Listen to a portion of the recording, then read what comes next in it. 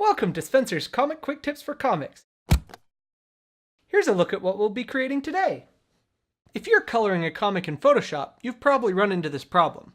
You make a selection, you fill the selection, but upon closer inspection, a whole bunch didn't get filled in around the edges. You want them colors to dig up deep under those inks, but instead you're left with a patchy mess. Ay ay ay, what a disaster. We're going to create an action that will fill up under those lines with just a single keystroke. Let's start by grabbing that wand tool and making a selection. I'm looking to color in the hair on this handsome boy, so I'll just click in there.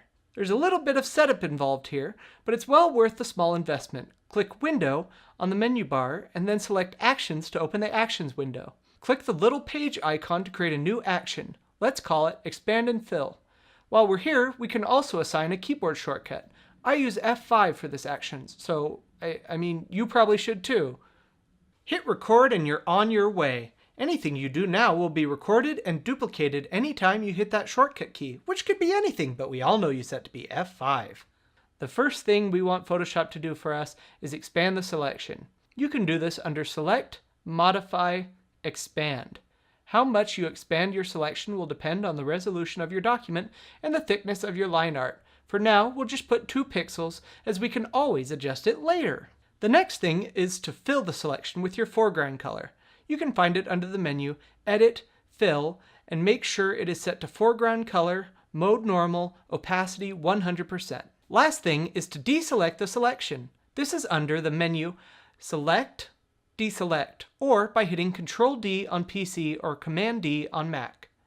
Now that we've recorded everything, we can return to our Actions panel and hit the Stop button. All we need to do now is make a selection and hit our shortcut, which of course should be F5 unless you did something else, but that'd be stupid. I mean, come on. Ta-da!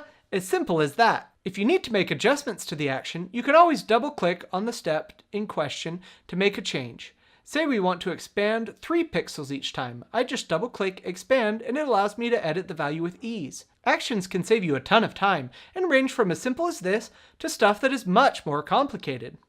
Once again, this has been Spencer's Comic Quick Tips for Comics.